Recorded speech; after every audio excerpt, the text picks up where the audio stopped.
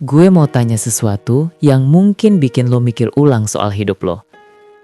Kenapa si pemilik warung sembako di ujung gang rumah lo yang cuma jual mie instan, sabun cuci piring, sama rokok eceran bisa punya rumah 2 lantai, kirim anaknya kuliah, bahkan punya mobil? Sementara lo yang sarjana, kerja kantoran, gaji lumayan, masih ngontrak. Pertanyaan ini bukan buat nyinyir.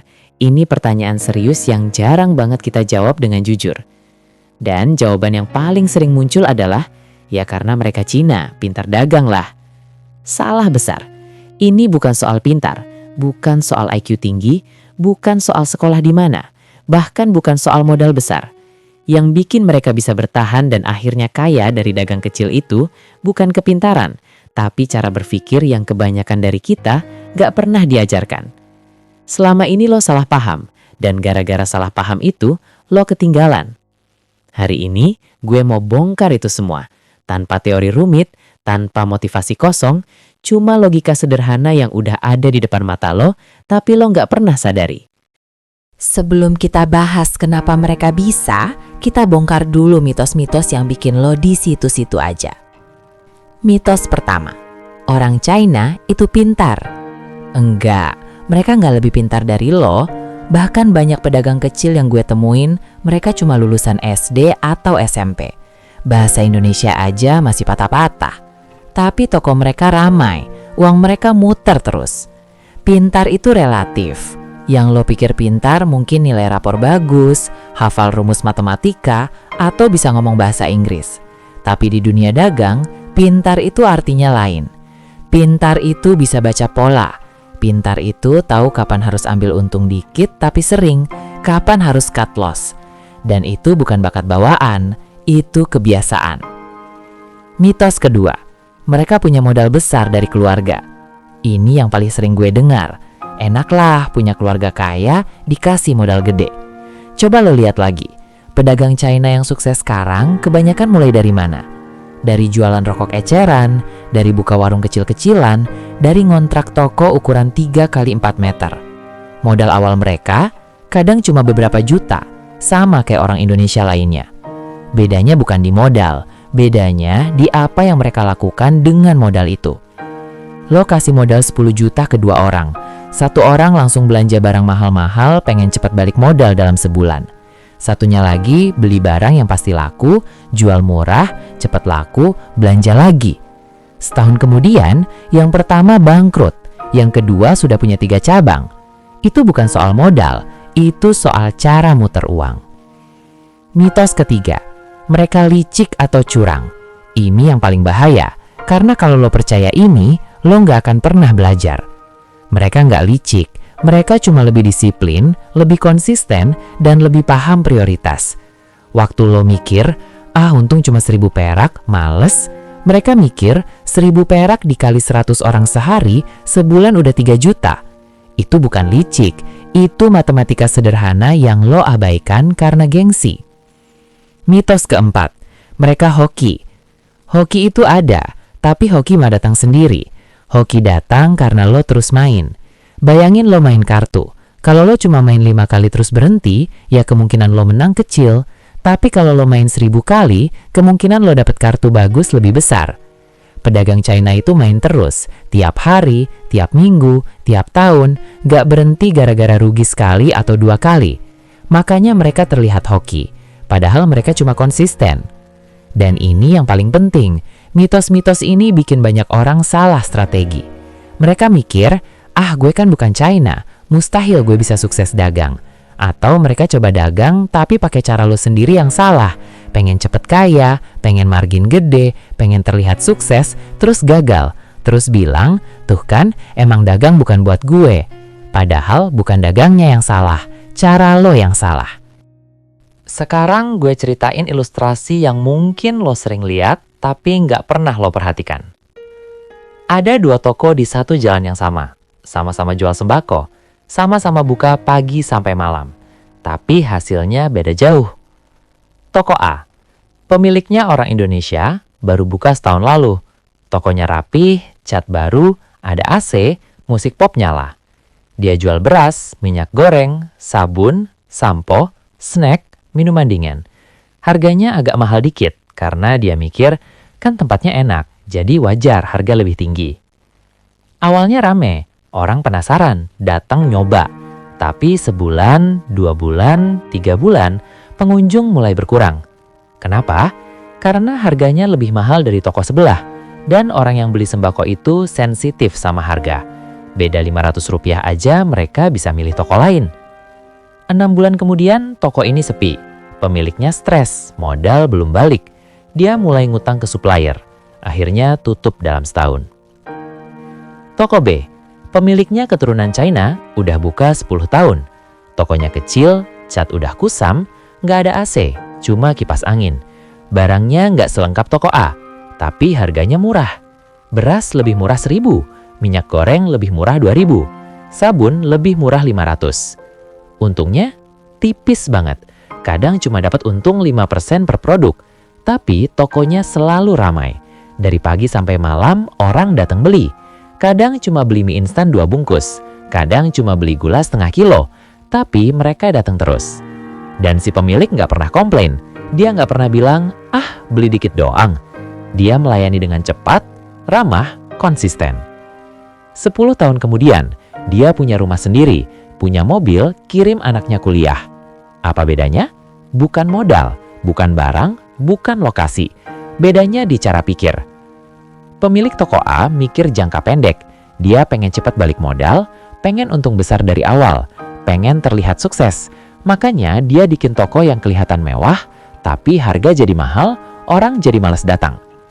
Pemilik toko B mikir jangka panjang. Dia nggak peduli untung kecil hari ini.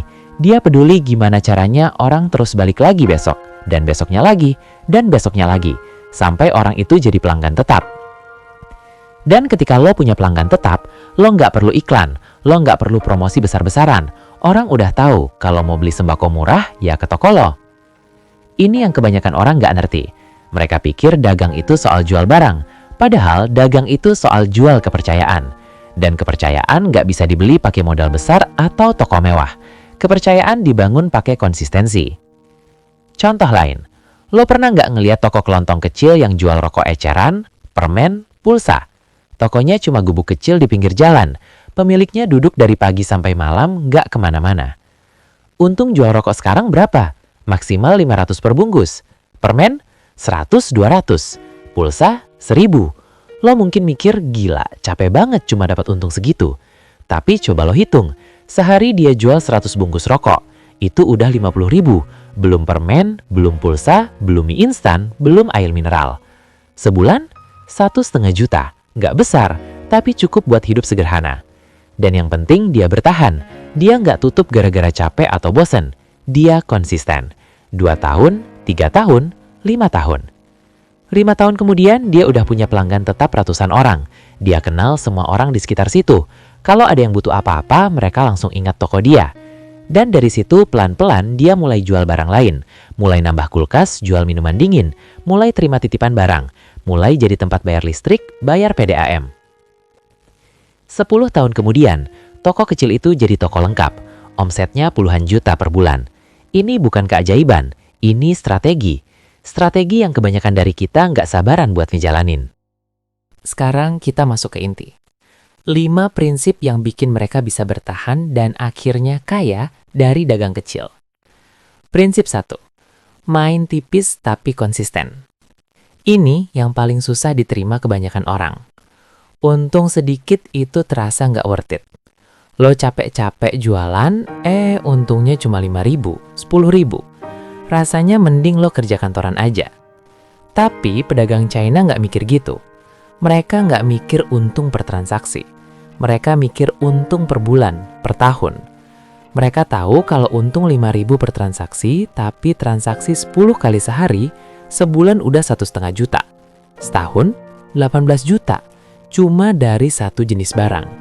Dan mereka nggak jual satu jenis barang. Mereka jual puluhan jenis barang.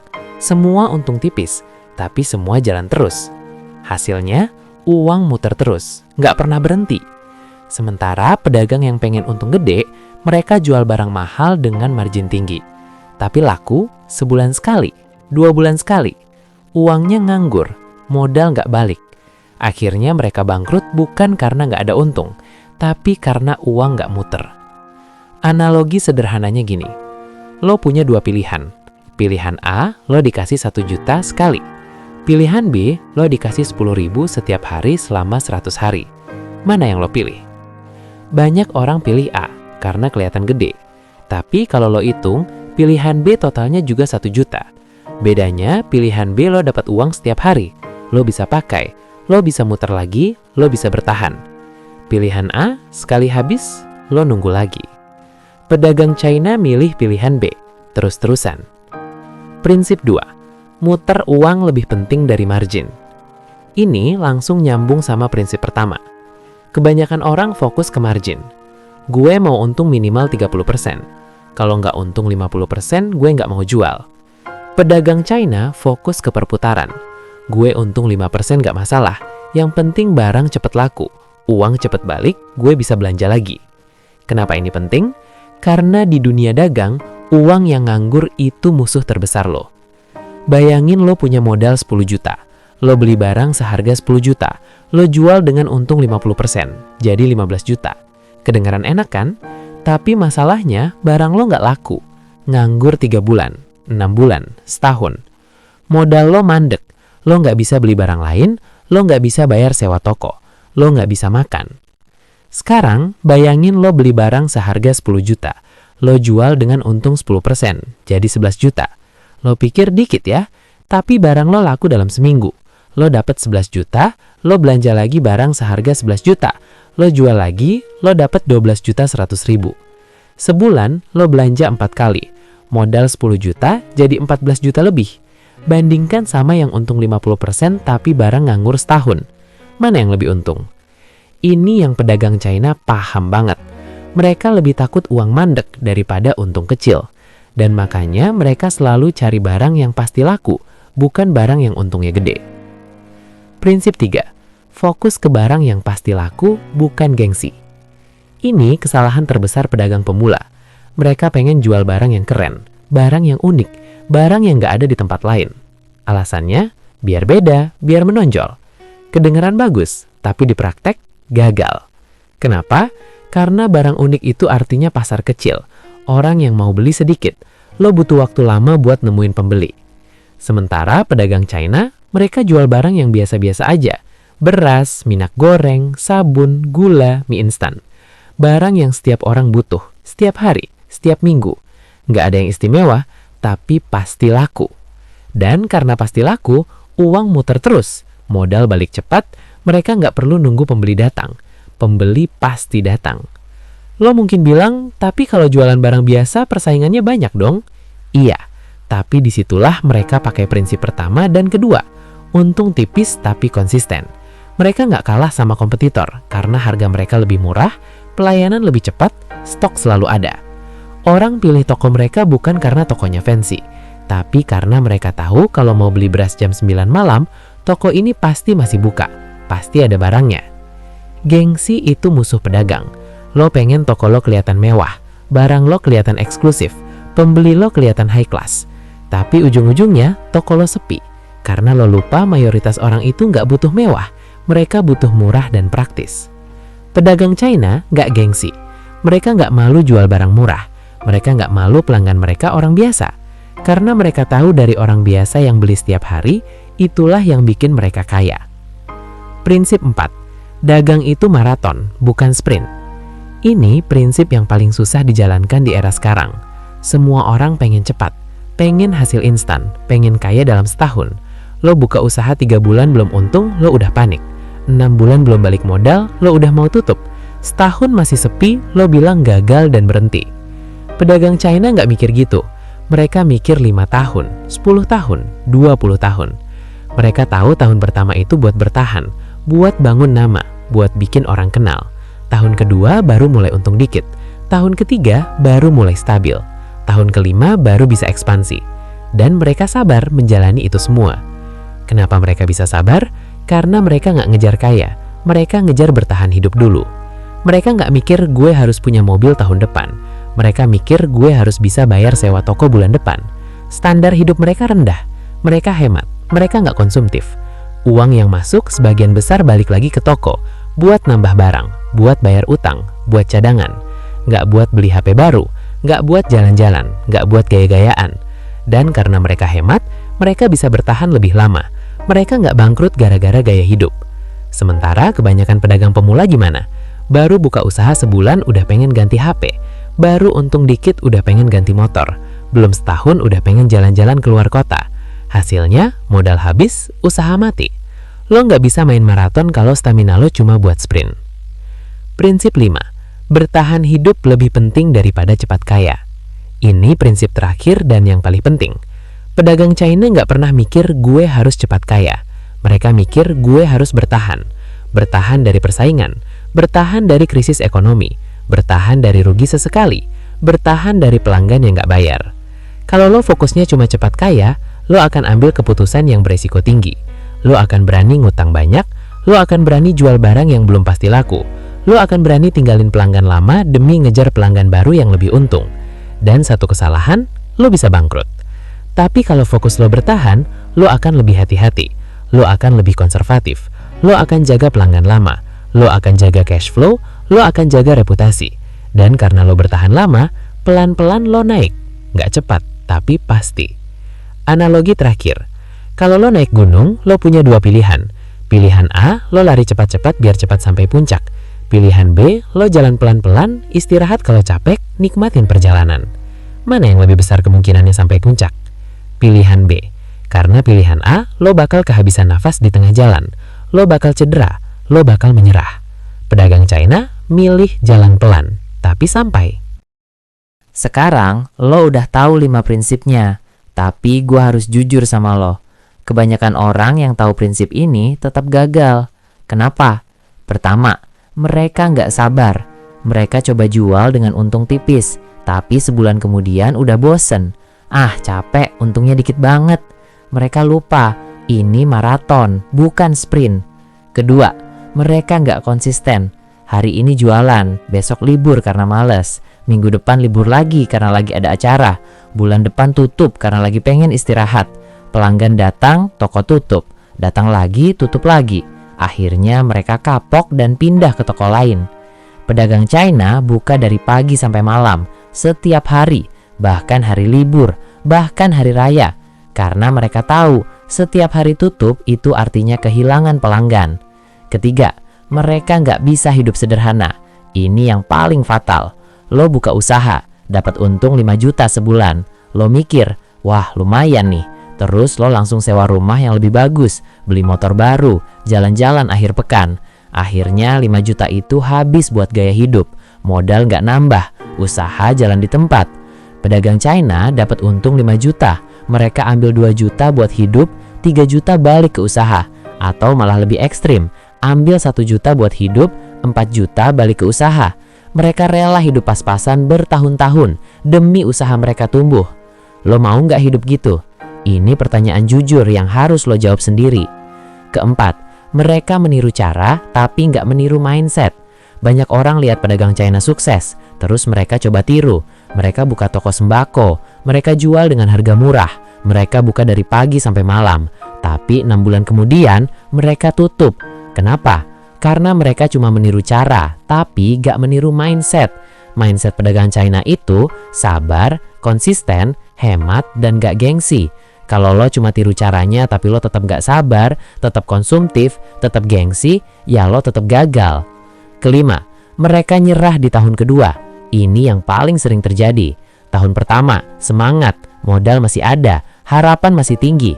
Tahun kedua, mulai capek, untung gak sebesar yang dibayangin. Orang-orang mulai nanya, usaha lo gimana? Udah untung banyak. Lo malu jawabnya. Lo mulai ngerasa gagal. Akhirnya lo tutup. Padahal pedagang China yang sekarang sukses, mereka ngalamin hal yang sama. Tahun pertama dan kedua itu tahun paling berat. Tapi mereka bertahan. Dan karena mereka bertahan, tahun ketiga mereka mulai lihat hasilnya. Jadi intinya, prinsip-prinsip ini sederhana, tapi gak mudah dijalankan. Karena menjalankannya butuh mental yang kuat, butuh kesabaran yang luar biasa, butuh pengorbanan yang gak semua orang mau lakuin. Dan disitulah perbedaan antara yang sukses dan yang gagal. Gue mau tutup dengan satu pertanyaan buat lo. Lo pernah nggak ngerasa iri sama orang yang sukses dari dagang kecil? Pernah nggak lo mikir, enak banget yang mereka cuma jualan gitu doang bisa kaya? Kalau pernah, sekarang lo udah tahu kenapa mereka bisa. Bukan karena mereka lebih pintar, bukan karena mereka punya modal gede, bukan karena mereka hoki, tapi karena mereka punya cara pikir yang berbeda. Mereka nggak mikir cepat kaya, mereka mikir bertahan dulu. Mereka nggak mikir untung besar sekali, mereka mikir untung kecil tapi terus-menerus. Mereka nggak mikir gengsi, mereka mikir praktis. Mereka nggak mikir jangka pendek, mereka mikir jangka panjang. Dan yang paling penting, mereka konsisten. Sekarang giliran lo. Lo nggak harus jadi pedagang buat belajar dari ini. Prinsip-prinsip ini bisa lo terapin di mana aja. Di kerjaan lo, di bisnis lo, bahkan di hidup lo. Main tipis tapi konsisten. Fokus ke yang pasti jalan. Sabarin prosesnya. Hidup sederhana, jangan gengsi. Gue nggak bilang ini jalan satu-satunya menuju sukses, tapi ini jalan yang udah terbukti berhasil. Dan lo nggak bodoh, lo cuma selama ini salah cara berpikir soal sukses. Sukses itu bukan sprint, sukses itu maraton. Dan dalam maraton, yang menang bukan yang paling cepat. Yang menang adalah yang bertahan sampai akhir. Sekarang lo udah tahu, terserah lo mau apa dengan informasi ini. Lo bisa abaikan. Lo bisa lanjut mikir, gue kan bukan pedagang. Atau lo bisa mulai ubah cara pikir lo. Mulai lebih sabar, mulai lebih konsisten, mulai lebih realistis sama ekspektasi lo. Karena pada akhirnya, yang bedain orang yang sukses dan yang enggak bukan kepintaran, tapi kesabaran. Dan kesabaran itu bisa lo latih, mulai hari ini. Gue harap video ini ngebuka mata lo. Kalau lo ngerasa dapat sesuatu dari video ini, share ke orang-orang yang lo pikir butuh denger ini. Dan gue mau lo ingat satu hal. Kaya itu bukan tentang seberapa cepat lo sampai, tapi tentang seberapa lama lo bertahan. Terima kasih udah nonton sampai akhir.